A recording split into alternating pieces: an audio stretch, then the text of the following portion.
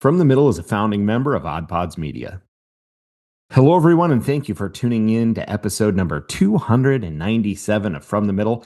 We are three middle class guys living in the middle of America, in the middle chapters of our lives, with points of view somewhere in the middle. Speaking of in the middle, how do you feel about being in the middle of an eye doctor or dentist appointment? That's a question we discuss right up front. Then Bobby's in the middle of a conversation with Kory and a few other folks when Bobby Lee is in town. So that's a pretty interesting one. We also talk a little bit about what if an 80-year-old version of you visited yourself from the future, and a few things that we're watching we discuss on the back end, including some sports and some movie questions about etiquette in the theaters. We have a great time in this one. We hope you'll enjoy it. Check it out. Oh, for the love. Sorry, just clearing my Mountain Dew hole. I got my phone hole cleaned today. That's where you keep it? You're so cerebral and you're so developed and evolved.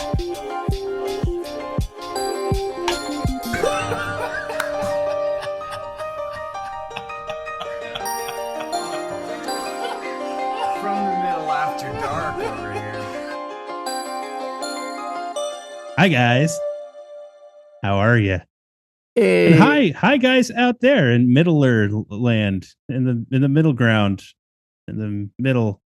All you Awesome. middlers out there. Yeah. Hi to all of you. If you're in the Midwest, and my Dylan and I's sister shared a meme the other day. It was comical. It was like, those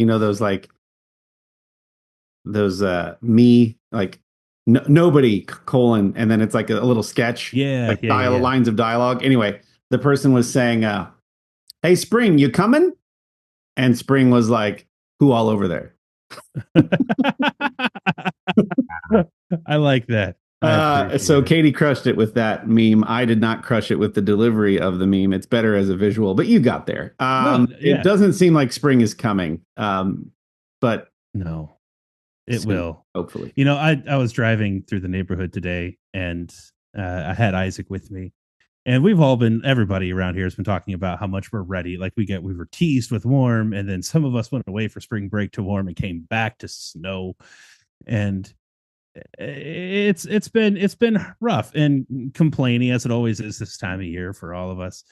And then we drove by a house that I remember in the fall got a pool installed, an in-ground pool installed in their backyard. And as we drove by that house and I saw their nice new fence and their nice new patio, it's a corner lot, so you can like see everything back there. It looks really good. No water in the pool. And I'm like, as impatient as we are and as frustrated as we are, nobody tops the kids in that family who've been staring at this pool since fall, and spring won't show up. I feel bad for that family. That is good perspective. Yeah. Anyway. Well said. I've got a very quick question for you guys, and I don't recall. It's been long enough now that I don't remember what we have and haven't talked about half the time. But it's about doctor's appointments, and I am one of those who just does not like doctor's appointments. And for most of my adult life, until I got married, I avoided a doctor's appointments just because I don't want to go. I don't like it. I'm uncomfortable there. And I mean, it's not that I'm always afraid of bad news. I don't know exactly what it is. I get anxiety and about that kind of thing. The same thing can be true, possibly maybe more so true for eye doctors, because I'm really funny about my eyes. I don't wear contacts. I've never worn contacts. I will never wear contacts because I wouldn't be able to put them in. I can't make myself do eye drops. Like I'm so it's really hard for me to control. When I go to the eye doctor, they always do the eye pressure test. And for most of my years of going to an eye doctor, it's been a jet puff puffing right into the middle of your eye. And I start sweating when I'm in the machine. Like, just do it. And half the time I blink right when it puffs. Like, oh, we have to do that again. And so I torture myself longer. Went to a new eye doctor today, and my wife went ahead of me. Her appointment was at 8:30. Mine was at 8:50. And she texted me. She's like, they don't use the puff machine. They have something else. I'm like, oh, it's a dream come true. And so now she's holding this thing. She's like, there's this thing. I'm going to hold it up to your eye. It's going to get real close to your eye. And I start getting a little nervous. I'm like, oh, it is not any better. It is worse. And this machine where like she turns it on and then it only operates for so long before it times out. And like I felt so sorry, I was so apologetic. She was so kind and nice, like, no, it's not your fault. It's not your fault. I'm like, it is my fault. I'm sorry. I can't perform. And eventually it got to the point where she had to give up on this little handheld device that gets really close to your eye. And they have a puffer machine right there. And apparently they don't even use it at all anymore. It's just a giant, heavy paperweight now. She's like, don't worry. The eye doctor will have, the optometrist has another way that she can check your pressure. So I'm like, all right, cool. And so we go through the normal stuff in the eye doctor. And then it gets to the point where she's like, okay, we're going to check your eye pressure now. And the way she did that was she had told me, she's like, I'm going to put some yellow dye in your eye. And I'm like, oh, that's going to be even worse. That's going to be even worse. I cannot do eye drops. I don't know what it was. I've had similar experiences with specialists before where it's like they know how to do the thing in a way that like people who are jumpy about it, like aren't. And like she was able to put eye drops in my eye. And it wasn't a problem. Like there was I didn't even see it coming.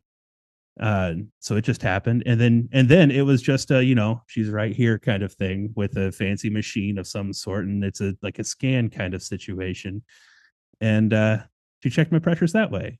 And I'm like, why don't you just can't there just be like a checkbox on the form that says like, I know I'm difficult about checking my eye pressure.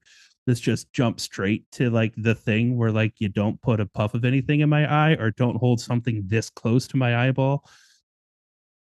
Anyway, I hate doctors. How do you guys feel about doctors? Well, I feel like I can add something here that is well-intentioned, but if I say it, it might make anyone who has especially eye doctor anxiety, it could make it worse. So I'm unsure if I should add it or not. But I'm going to go ahead and say it. So this is the warning if you don't want to potentially feel more anxious about the eye doctor. A comprehensive eye exam can detect something like up to 270 different serious medical conditions, like early detection for serious stuff. So a lot of times people kind of dismiss the eye appointment as just, well, if my glasses haven't changed, and I don't need a new thing, I probably don't need to worry about my exam. You should still go. So that might make some people feel better that it is a worthwhile thing. And it might make some people now afraid that they could have 270 approximate different serious medical conditions based on how a comprehensive eye exam goes. So hopefully that's helpful and people don't feel more anxious. Well, I knew where you were going with the puff test thing because I knew that there was new tech out there. Because when I went last, I had the new thing. And isn't it like a tip of a thing that like actually touches your eye? I don't know if something was touching my eye. It felt to me like it was spraying a mist of some kind. Maybe it was air. Okay. I don't know what exactly it was, but it wasn't the same. Yeah, the big thing about the air puff thing is that you never knew when it was coming, and they had to try to get clever so that they could like psych you out into thinking it was coming at a different time so that they could get the information they needed. Going to count down from 5 and do it on 2 kind of thing. Exactly. Yeah. This thing I feel like actually touches your eye. I'm not going to say needle. It's not a needle touching your eye, but there's something that I think like does a bloop of liquid or something like right in the very center of your eye. So I knew you were going with that. The only way I can relate, and please, listeners, refrain from the obvious jokes here, but like going to the dentist and the orthodontist was a problem for me because I have a very bad gag reflex. And so I would often feel like the problem child which caused from an early age anxiety about going to the dentist and the orthodontist. It was only really a problem when they would fill that metal mouthguard tray thing with the pink putty to get molds done, because so much of that goop was like spilling out that I would just, I just thinking about it is a real problem. So I would try to be like self-effacing and also conversational enough, even at a young age, to be like, Just so you know, you're gonna hate me. This is really bad for me. I hate coming here because of what you're about to do. I'm warning you. You might want like a throw up thing close by because this is going to be a problem. And it always was. But like, I felt like they did appreciate the heads up, which is kind of what you're saying. Like, I'm going to be a pain. This is why I don't like coming here. Yes. Yeah. My version for that at the dentist is letting them know I'm a bit of a bleeder. So be prepared with the little suction tool. And it's not like they're like, oh God, your gums. It's not that.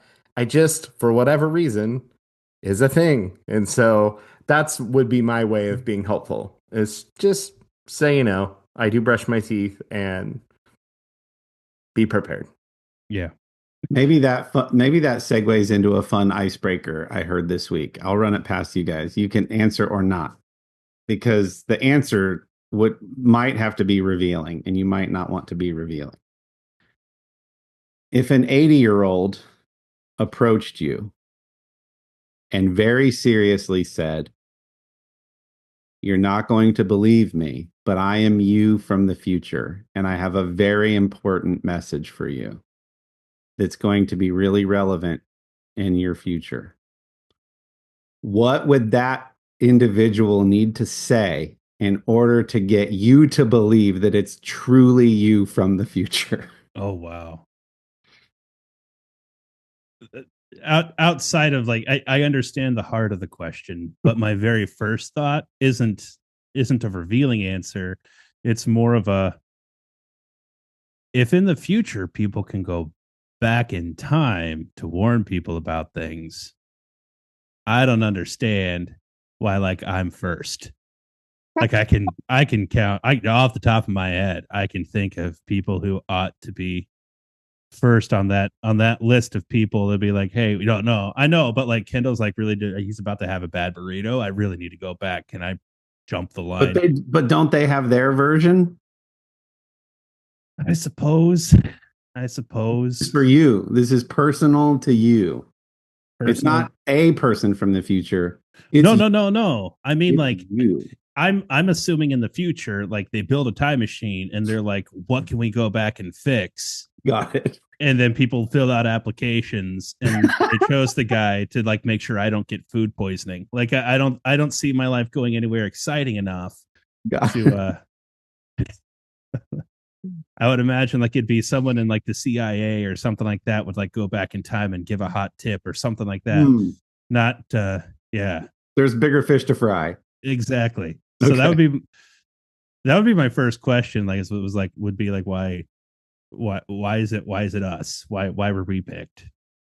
Well, maybe you're like you're 3 years into this endeavor and you're like 256th on the list.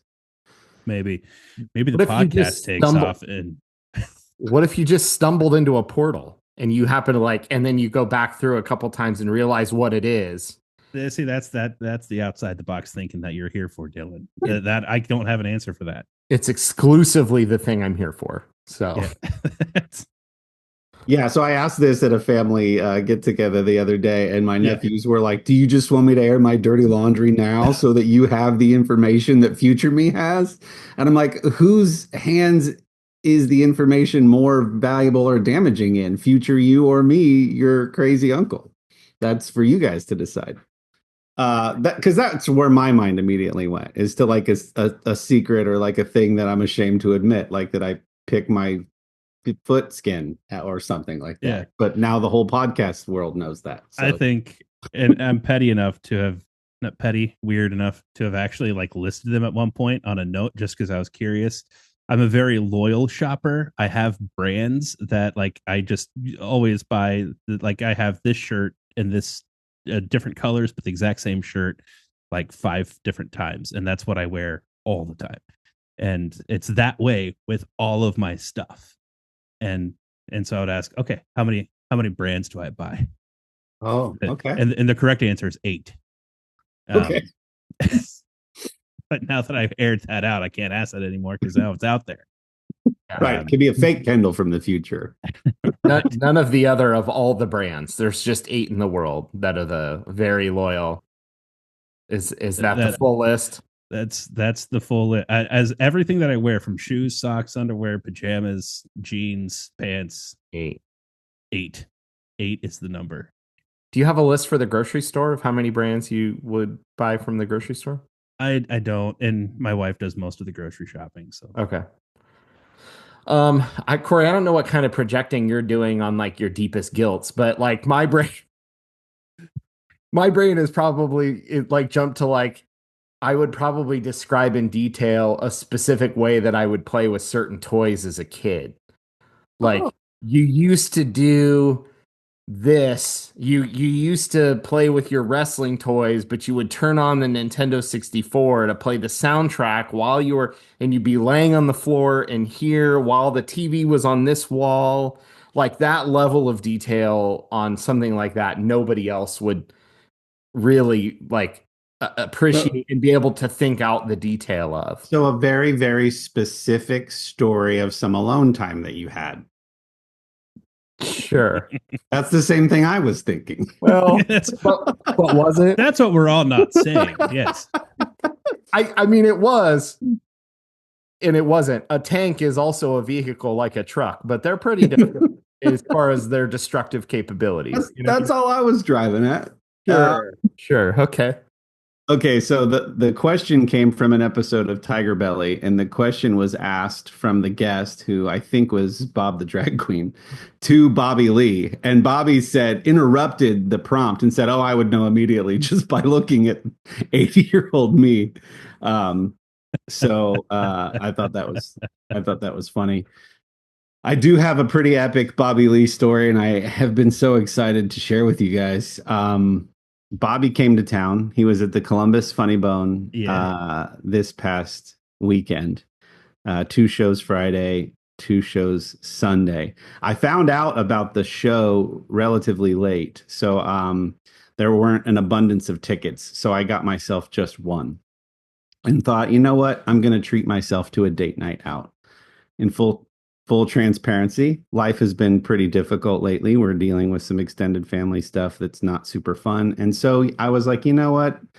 A night out would be good for the soul. So I went, got myself a ticket, general admission, got there like 45 minutes early. This was kind of weird. I said, hey, general admission, just like, I assume the earlier you show up, the better seat you get. And she goes, no, all the tickets are assigned. I'm like, yeah, but it says, where it says section, row, seat, there's no detail there. She goes, yeah, there's still a seat up. You'll be up in the balcony. So anyway, go up to the balcony. I'm the first person up in the balcony. I'm right on the edge in one sort of the corners. It's a high top table for 4. I'm the first one there. The server comes over. I order a drink, whatever. My table guests show up a few minutes later. It's 3 women in their 40s.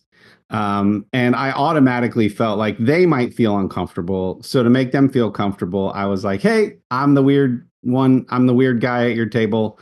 My wife is not really a Bobby Lee fan. I wanted to throw that in. My wife, not a big Bobby Lee fan. I just thought I'd treat myself to a date night out. We made small talk.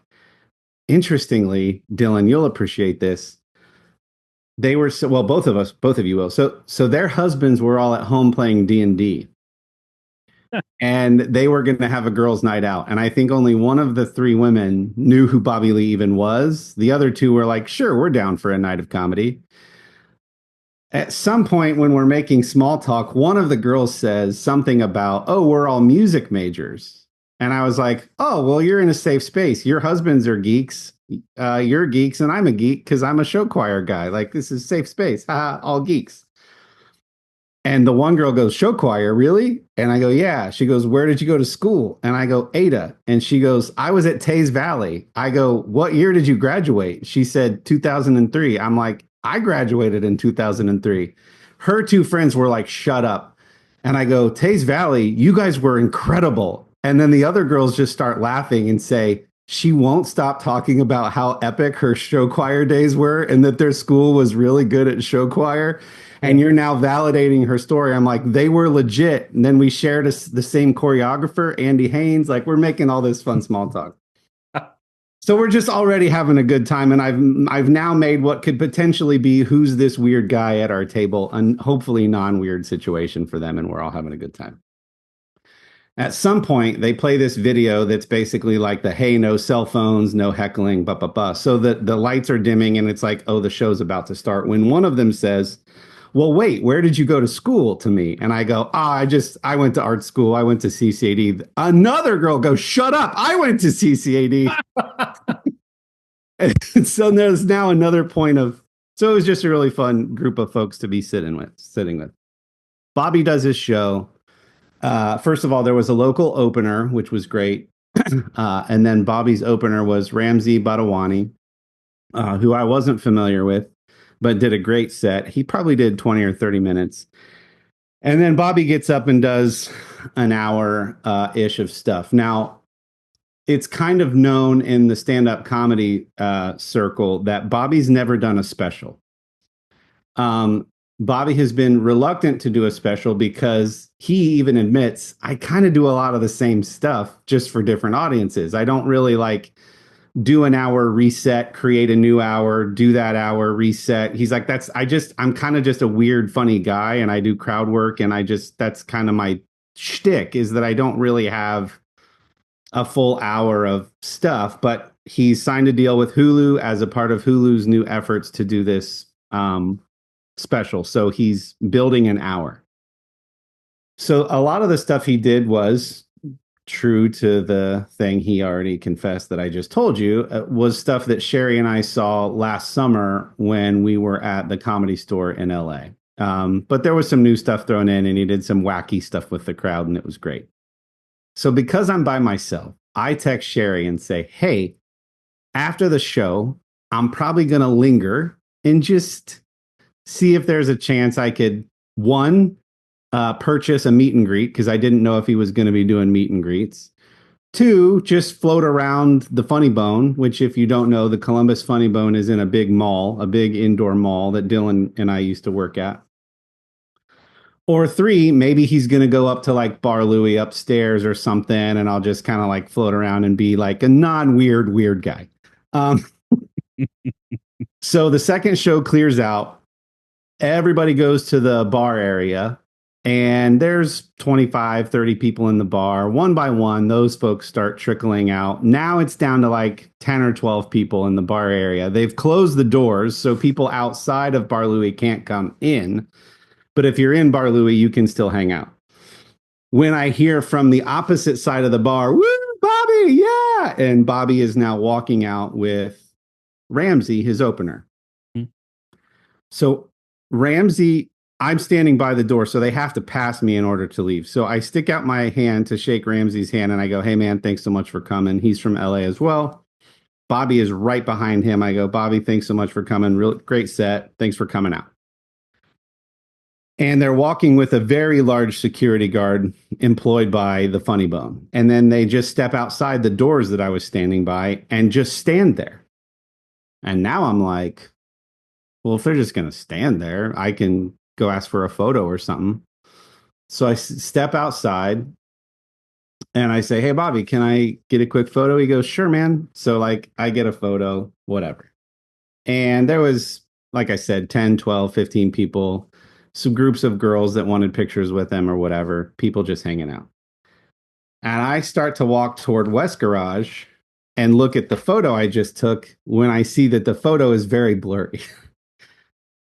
Because I hadn't cleaned my lens off my phone, which is a pet peeve that I normally pride myself on, like making sure I always have a clean phone surface. But in this case, it was blurry. And I'm like, but you guys know I'm obsessed with Bobby. Why does this have to be the time when I don't pay attention to how blurry my phone lens is? So now I'm like, do I walk back there again and be like, hey, man, sorry. I do, of course. So I turn around. The group around Bobby is now dwindled from 12, 15 to like 10, 8 or so. If I'm remembering correctly. When I'm about to ask for another photo, and Bobby and Ramzi and the security guards start walking toward the double doors of West Garage. And I hear Bobby say, hey, let's go out and grab a quick smoke. So instead of going into the garage, they take a hard left and go to this little alley where you can kind of like hang out. Everybody else peels off. And I'm like, I'm just going to follow them. Like, why not? Right. Like the not creepy. Yeah, exactly. I once heard walk into every room like you belong there. and the person that I heard that from often found themselves in these situations where they should never otherwise be, and they were just always quote unquote fortunate enough to like have these experiences because they walked like they belong there, VIP areas or whatever. So I was like, I'm just gonna do it. What are the worst that can happen? They'll be like, who are you? Leave. So now, guys, I'm standing outside with Bobby Lee, his opener Ramsey, and 3 other dudes. I don't know these 3 other dudes. For all I know, they're another weird guy like me, just floating around to get rare air with Bobby, right? When Bobby looks at me and goes, "This is Dave Chappelle's son," about one of the 3 kids. Dave Chappelle has 3 kids, 2 boys. And I think it's the oldest boy who's trying to break into stand-up. Okay. So Which makes sense because Dave Chappelle is an Ohio guy. Dave Chappelle's an Ohio guy. So this kid has driven from Yellow Springs, where Chappelle lives and has opened a club, to come out and see Bobby and ask Bobby Lee questions about breaking into the industry. The other 2 guys were Chappelle's kids' friends. One was a photographer. They're just taking pictures of Chappelle's kid. And then another was just like a hanger-on buddy of Chappelle's son. I think it's his son, Suleiman, the oldest of the 2 boys. So I'm the only non-comedian or non-friend of Dave Chappelle's son in the circle of 6 people. Okay. I'm also having this out-of-body experience where I'm thinking of there's a photographer on Instagram named Elizabeth Vigiano who goes to the Comedy Store and the Improv in LA and takes these beautiful candid photos of the comics hanging out in the parking lot, taking smoke breaks, hanging out in an alley backstage and in the green room. So I'm thinking, I'm now in one of these photos. In my head, I'm like having the cool experience of just like shooting the you know what with Bobby on a smoke break. And I'm like, stay cool, stay cool. And I so desperately want to do like a panoramic video or photo on my phone because I'm like, nobody's going to believe. I don't even believe. Nobody's going to believe that I'm here. But it would be disrespectful to the moment. He's just done a second set and he just wants to have a smoke before doing whatever he's going to do.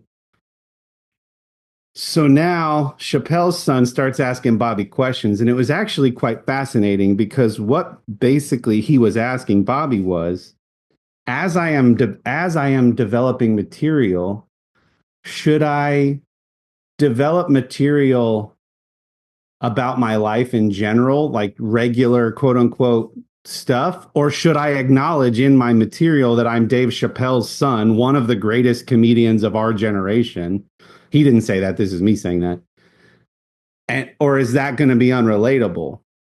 And Bobby was just like, just do whatever. Like, you're overthinking it. Just get on stage. When you're first starting out, it's all about stage time. It doesn't matter if your material pretends like you're not Dave Chappelle's son, or if you acknowledge it. Just go get stage time in, be funny, refine it. That is what's going to inform what you should be doing. You just need the stage time. You just need the at-bats. And I'm just sitting there fascinated by this conversation. And I'm like, I should chime in soon because nobody in this, I think those 3 guys think I'm with Bobby and Ramsey. And I think Bobby and Ramsey think I'm with Chappelle's son. And I'm just the only guy who doesn't fit in a category that makes the totally not creepy weird guy. If I should say something, the longer I stay quiet, what should I say? Hey, I'm the guy who drew that picture of you naked. Yeah. Hey, hold on. And sent it and hand delivered it to you. Hold on though. You said pointed out that it was Chappelle's son. He didn't think you were in that group.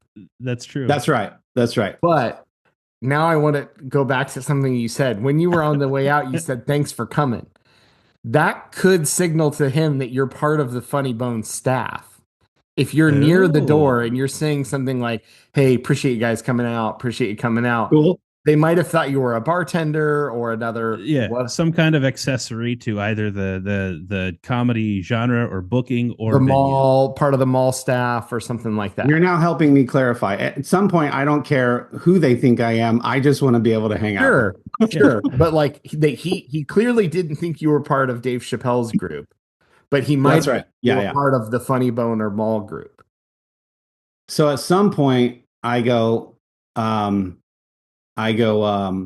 actually to Chappelle's son, I go, is your concern about doing it? And I was like, I was proud of how like casual this came out.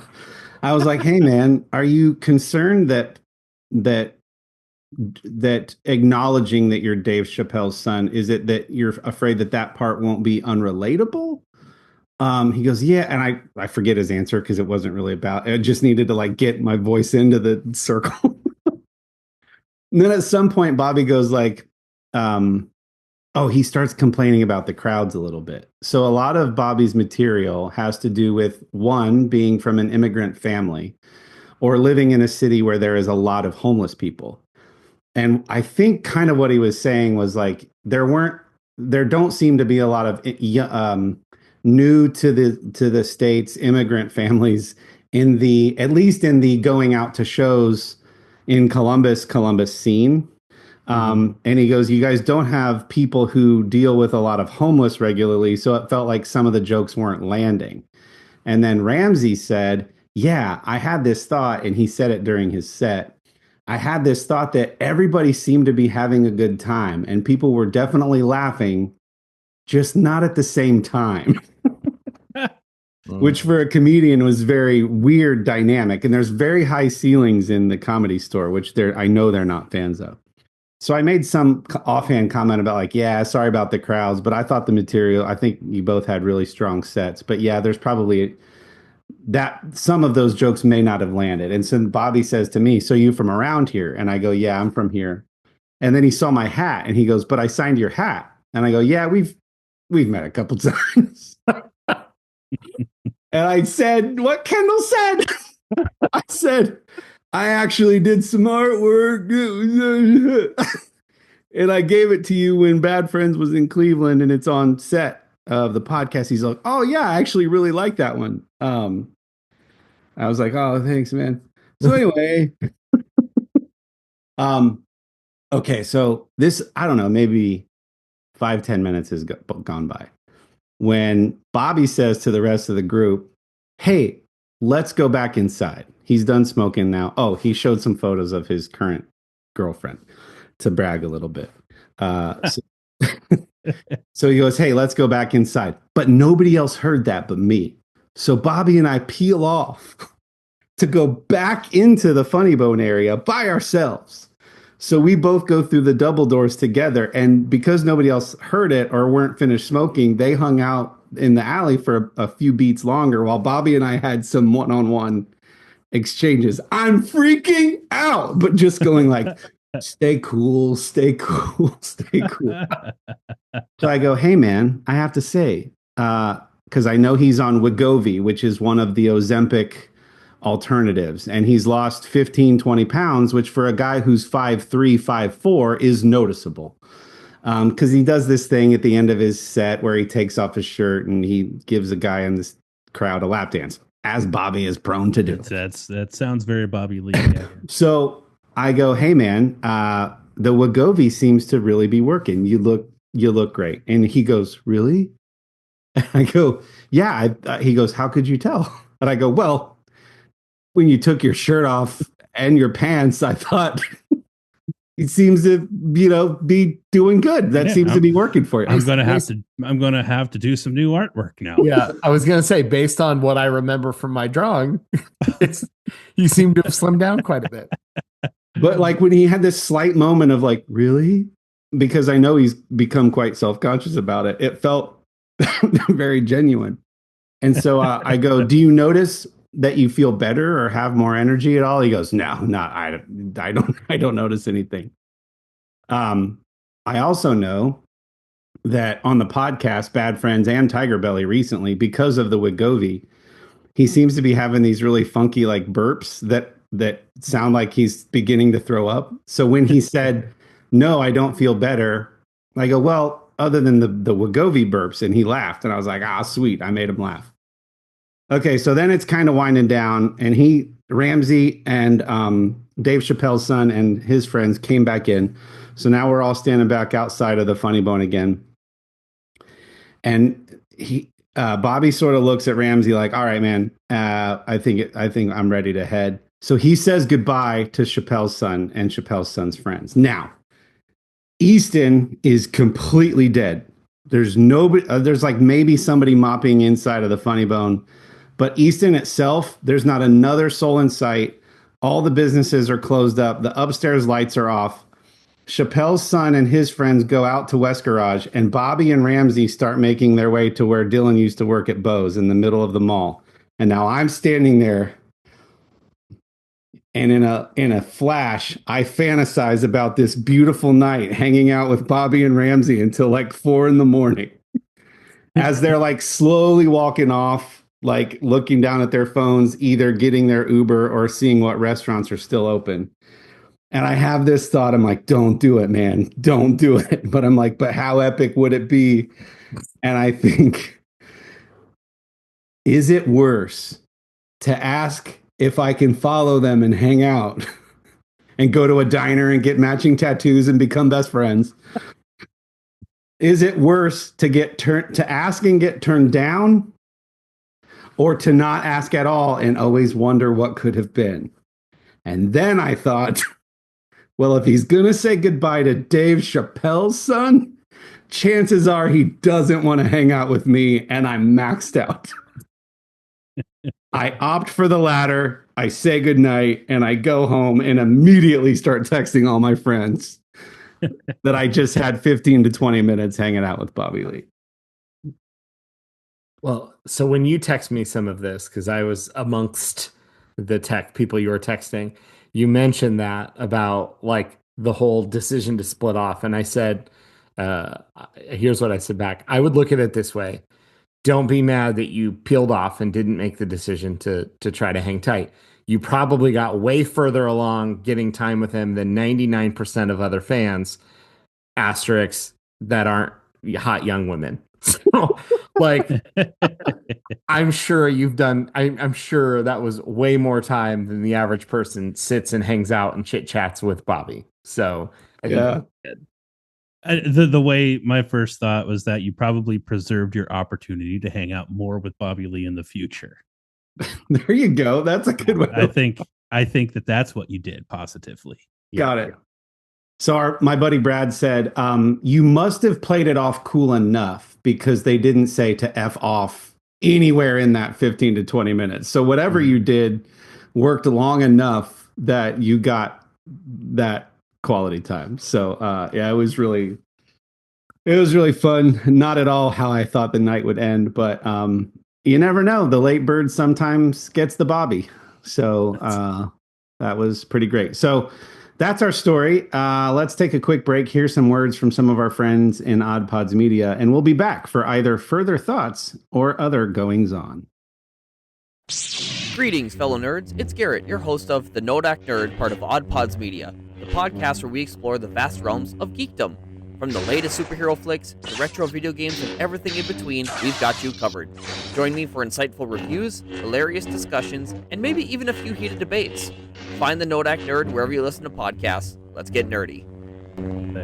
What do you guys think you would have done? So you're in it's the crossroads moment, right?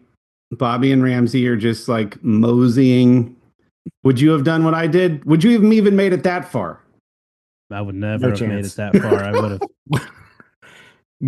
No chance I would have been like, people would have still been at the bar and I would have been like in my car, like stopping at Taco Bell to get food on the way home. That's where I still did that.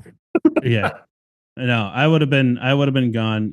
Probably leaving with Dylan at the good night, Columbus. Thanks. And then like I would have been one of the first ones out the door. Like that's probably what I would have done. But if hypothetically I made every decision you had made up to that point, my mind would have gone, if I'm not invited, I'm not invited. I'm not going to weird them out. But that attitude wouldn't have gotten me that far. Right. So, yeah, that's where that lies for me. I would have also ended up going home, and that would have been why. Gotcha. On the experience leveling video game analogy that is social abilities, you've maxed out your video game character's social abilities, and I'm somewhere, if it's a 100-point scale, I'm somewhere in like the 40s. So your internal voice might feel anxious or awkward or freaking out, but externally your composure level is much, much higher than what most people. I would have been too awkward standing around trying to participate in my energy.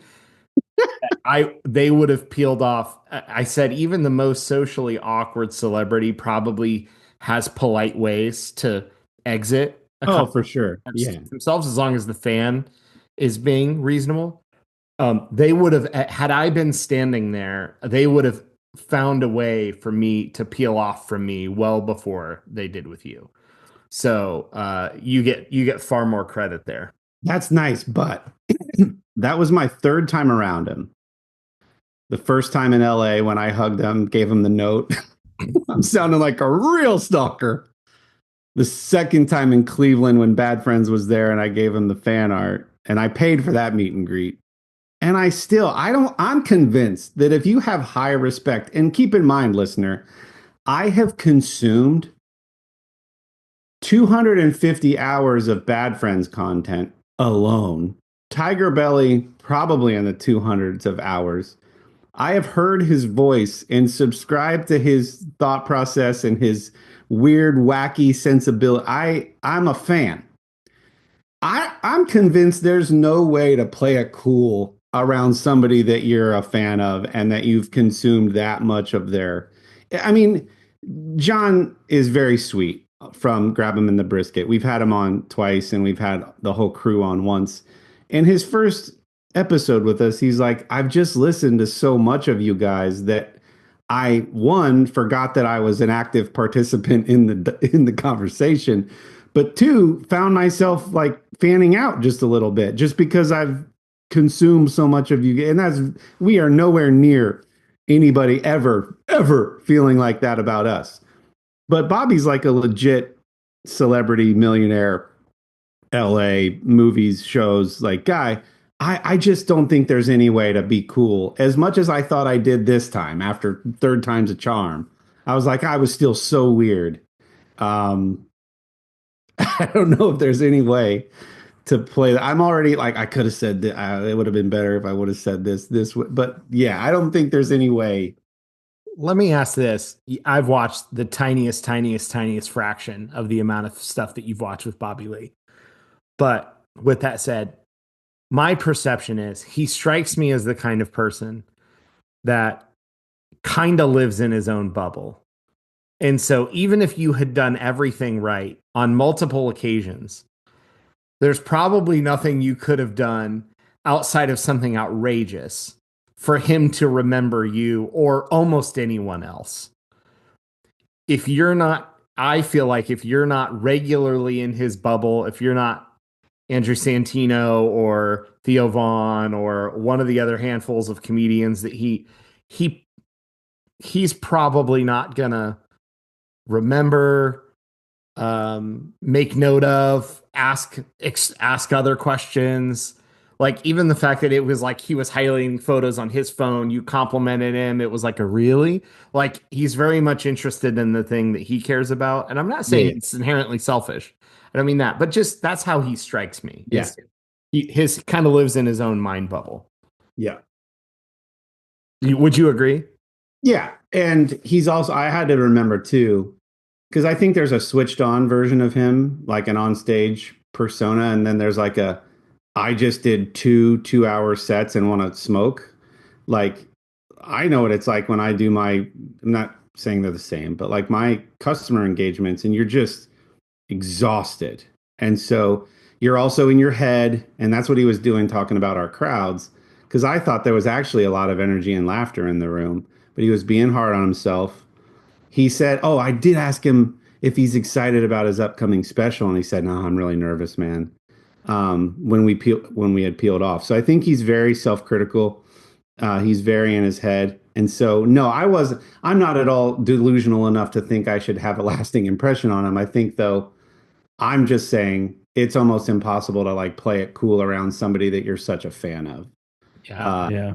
And not be memorable, because he does this every weekend of the year. He meets strangers, comedy club promoters and staff, weirdos, actual stalkers. See how I created some separation there? So yeah, I don't know though. I think it's just almost impossible to play it cool. And I think for a lot of them, for that reason, because of the sheer amount of personal interaction that they have by nature of hanging around and people wanting and looking for opportunities to hang around them, that they tend to have a bubble and get a little introverted in that way. Because otherwise it would be exhausting not to try to maintain that. Even like he specifically, to Dylan's point, watching him do interviews outside of the Theo Vaughns and people who would presumably be inside of that bubble, he does a lot of turning and looking and talking to his friends about the person he's interviewing, like as if they can't hear him. Like he'll make comments about them, turn his head, and talk to his friends instead. Yeah.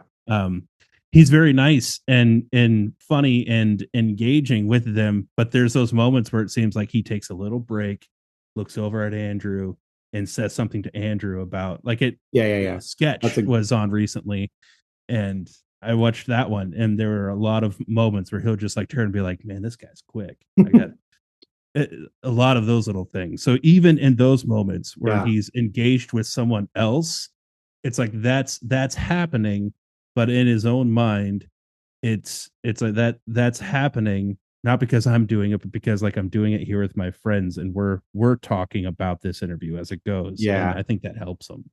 Yeah, he very much has an inner circle of approved people, and then like everybody else he faces off with.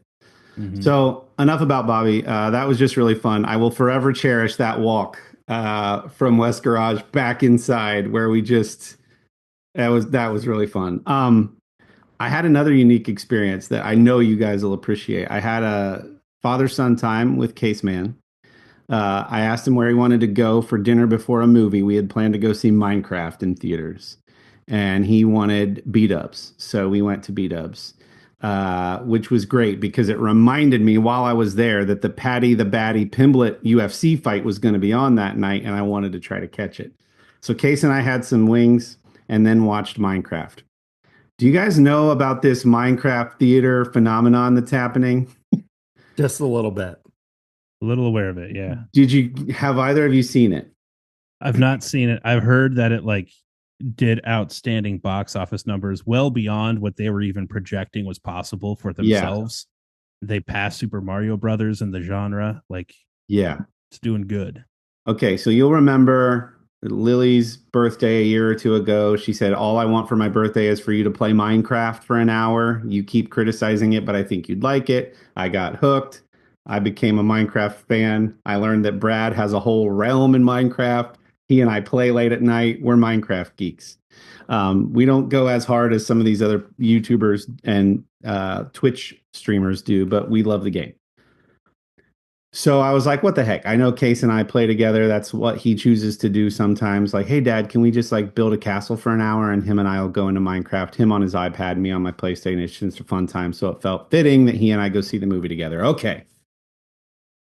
I sort of learned or saw somewhere that this thing started happening in the theater experience, that when Jack Black delivers certain lines, the moviegoers freak out. And I thought, okay, that's normal for an opening weekend of big franchises, Star Wars, Lord of the Rings. if you've gone to any opening night of a Star Wars film, you'll know that when the font comes up on the screen, da-da-da, that the whole theater just it brings a tear to your eye. It's awesome. But usually that's relegated to like the opening weekend crowds, right? So here Case and I are a week later on a Friday night, 7:30. Oh, sorry, Saturday. Doesn't matter what day. It was a weekend night, 7:30 showing. Theater's packed with Gen Z and Gen Alpha kids. And without exaggeration, 12 or 15 times during the movie, in perfectly synchronized bursts of cheers and applause, they would freak out, throw entire buckets of popcorn at the screen, drinks, full drinks of ice, and freaking out over lines that were like, they're not catchphrasey lines, really. They're just talking about components of the game just in the movie. One of the things you need in the game is flint and steel to ignite the portals that get you into the other realms. And so when Jack Black very over the top delivers the line, flint and steel, they go, yeah! It's not a joke. It's not a direct a quote of any kind. It's not even like a deep cut reference. It's just like they're talking about a thing in the game, just in the movie. 12 to 15 times this happened.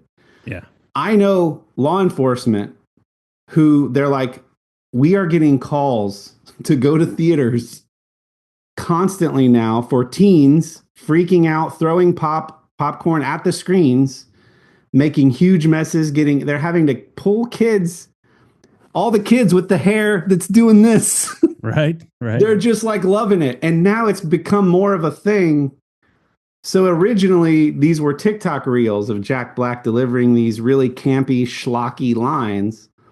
And it was like, oh, it was actually, this is how we know the movie is bad. But then it's made another pass that now it's cool because it's bad. And it's very reminiscent of the whole Rocky Horror Picture Show call and response thing that a different generation did in the theater. But now it's with all the swoopy haired kids who grew up on Minecraft. It was annoying and also a little awesome to behold because it did add some energy to the experience of a movie that is not good, by the way. It's very a caricature of itself. Like, it's very self-aware of what it is. Okay. It's not trying to be a cinematic masterpiece. The last thing I will say that I thought about later, this is actually beautiful. This is beautiful for making the movie-going experience a thing again.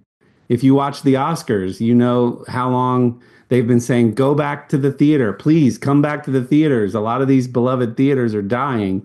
And it just made me excited that even though I find it annoying in some ways, it's actually cool that going to the theater for these types of, and I think these kids are going 3 and 4 times to do this. So I want you guys' reaction, but comment below. Let us know if you witnessed this firsthand. Shortly thereafter, I see Sebastian Maniscalco on his reels going, what's going on with these? Back in my day, my parents would have, like, he's more focused on the bad behavior as he sees it than this fun cultural phenomenon that's happening. I've never seen anything like it outside of people just getting excited for the latest Star Wars or Lord of the Rings movie. But this felt different. This felt like a call and response in real time during the movie. And the fact that it lasted a whole week after the release was crazy to me. Huh. I see both sides of that as well.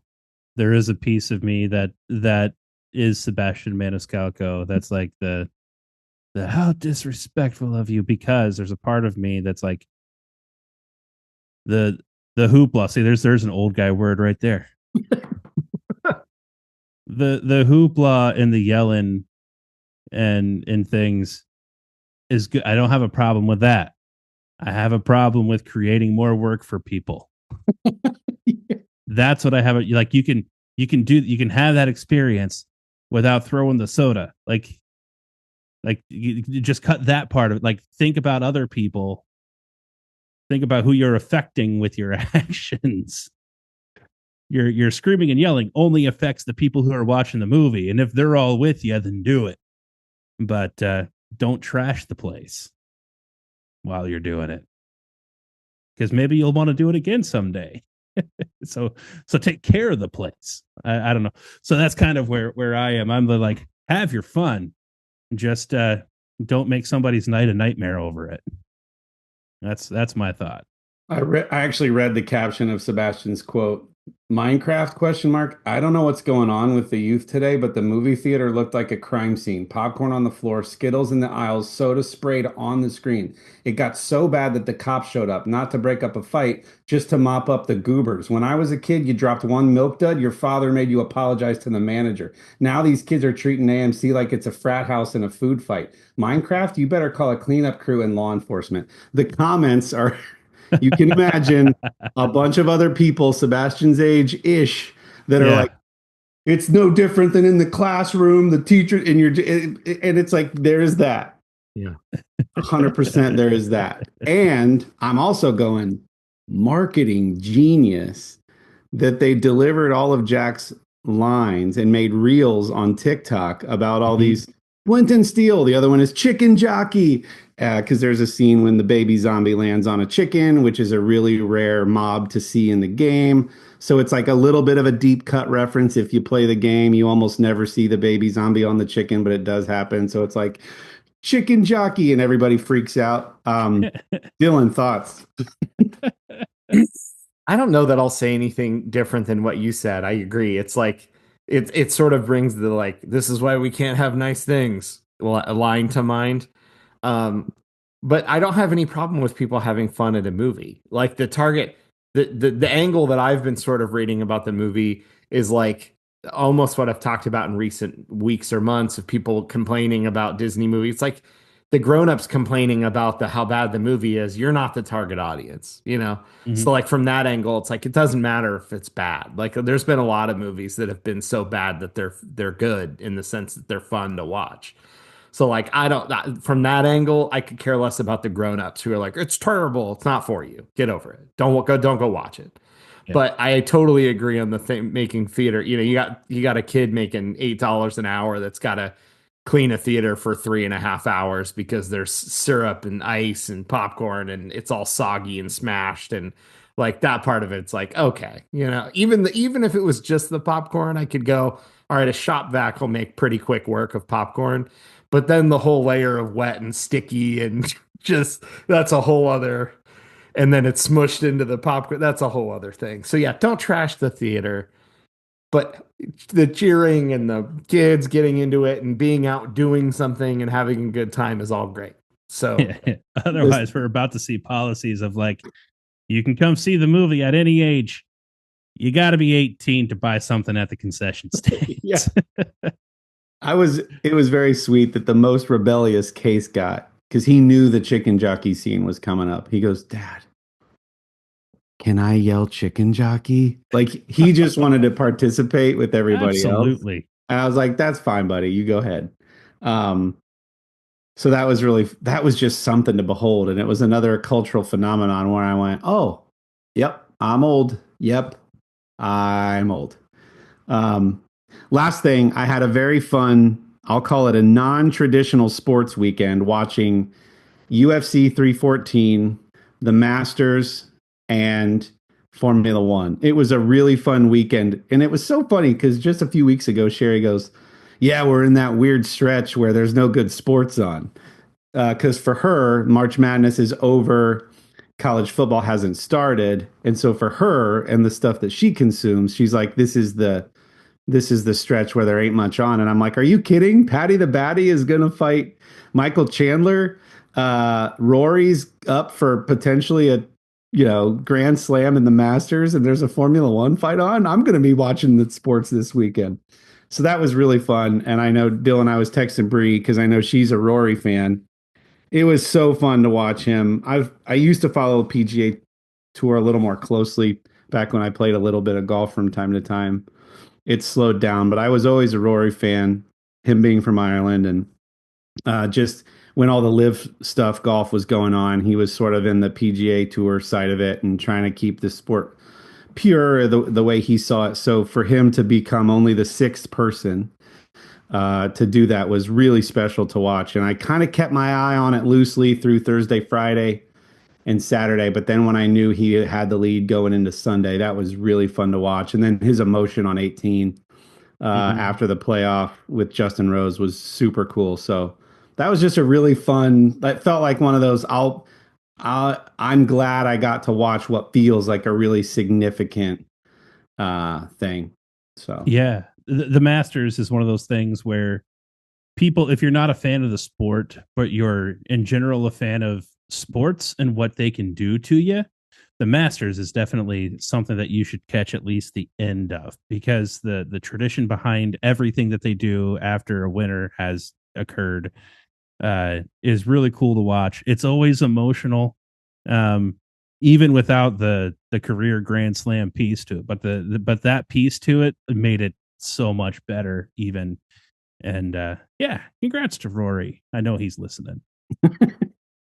Yeah, we did watch the tail end of the Masters, and I don't normally get into golf, but back when I was in my Bose days of working for them, Rory was a spokesperson for Bose. So I wouldn't have called myself a big fan, but certainly like casual fan. And so I was glad to see him get the Grand Slam. That's pretty cool. And and also sports. I just went to watched the Jackets play the Buffalo Sabres at home. Kendall, you've got your Blue Jackets hat on. Had a great time at the game. Shout out to my buddy Nate who had tickets, and we got to go see that. Realized him and I hadn't done anything together, just us without our families, probably in something like 14 years. wow. And the last time we had done something, we went to a college football game, Iowa at Northwestern, in Chicago, wearing our Buckeye stuff because we just wanted to go to a college football game. So it had been a long time, and that was a ton of fun. And normally I joke that Nationwide Arena is a great place to go watch somebody beat the Blue Jackets, but this time they won. Yeah, And, they've been on a tear here recently. They're still in it. As far as recording this, they're still in it. Still in it. We'll see. And so it was a good time. And I normally don't pay a whole lot of attention to away fans when I'm at an event. I will say, this is the only time I've maybe I'm just getting older. So this is probably that. This is the only time that I the away fans were noticeably rowdy and, dare I say, a little obnoxious. And so I'm not saying that's all Buffalo Sabres fans, but this is the first time that I happened to notice it and go, gosh, shut up. You're not at your home stadium. Just relax a little bit. I was kind of extra glad that we won. I went in not expecting a win, but after hearing some of the fans throughout the game, I was very glad that the Jackets pulled that one out. So yeah, it was cool. And also, Sherry maybe should watch some UFL. Check that out. Little XFL, UFL. Baseball, and like, as we've already kind of alluded to, hockey playoffs are about to start. Yep. I'm always an advocate for people to get into hockey and baseball. Those are my two favorite sports, and so I'm excited this time of year. I'm not, excuse me, I'm not proud to admit that I found a way to illegally stream UFC 314 in order to watch Paddy Pimblett. But I gotta say, as a guy who used to really enjoy watching Conor McGregor, Conor now going into politics and putting UFC, at least as a fighter, behind him, it's been really fun watching Paddy on the rise. He's from Liverpool. He's really cocky, but in like the best of ways. You're just like, yeah, like Conor used to be. And he's just on a tear. So that's been really fun to watch him. And I don't know what made me do it. But for all of my friends who happen to also be watching, I put on my Facebook feed, or I posted, let's go Paddy, and then the hashtag Pimblett in 3 rounds, which, if you know anything about main card fights, there's 5, which I thought was a bold prediction because Michael Chandler is no slouch. Freaking Paddy wins in 3 rounds. And I was like, all right, everybody, I made a sports prediction, and it ended up being right. I don't care who Yeah. knows it. Mic drop moment for Kory. Glad to hear it. Also, a little live action from the middle fact check. Very nitpicky, but Rory is from Northern Ireland. Yes, sorry. Not Ireland. Just because those are different. Oh, wow. Yes. See, So- I didn't know that. I just knew I just thought Ireland. Yep, Northern Ireland for any. Yep. Hey, and I'm learning something new that Northern Ireland apparently is a thing. So Yeah. Don't say that in Ireland or Good for Northern them. Ireland for that matter. Ugh. And then back to like bringing sports to home. It's spring, so softball and track are in full swing. And I absolutely am a big fan of my daughter, but I am not a big fan of track meets. The person selling track was like, hey, parents, would you like one of the 2 days you get in a weekend almost completely shot? Boy, do we have the sport for you. There are these things called invitationals and meets. Guess what? You get to sit in 40 mile an hour, 40-degree winds in Ohio in spring for most of the day. Enjoy. They are long, but I love her and she's tearing it up in the events that she's running in. So we're really proud of her. So I say that more in jest, but man, it is like a commitment. Because if your kid runs one of the last events, guess what? You're staying. And here's the thing, when your kid goes to a small private school, there's no transportation. So it's not like, hey, we'll drop them off and then go when it's convenient or go when her events are on. You take them, you stay all day, you wait until the last thing, you bring them home. So that's been a fun challenge to navigate, but we are here for all of it. So if any of your kids ever think about doing track, you'll know what I'm talking about. Well, I don't know anything about track just yet. However, what I do know something about is beards. How they can smell bad, how they can get itchy and scratchy and all of those things. And you need not just any beard oil or balm or product. What you need is something natural that actually smells good, not cheap fragrances that all the other guys use, but something like Ardius Man, who uses nothing but natural scents and has a whole plethora to fit any man's face. They also have the shampoos and the body washes for everything else, and the wax melts and the candles and the apparel and all of those things. If you're a guy or you have a friend who's a guy, you should go check him out. ARTIUSMAN.com. Fill out your cart.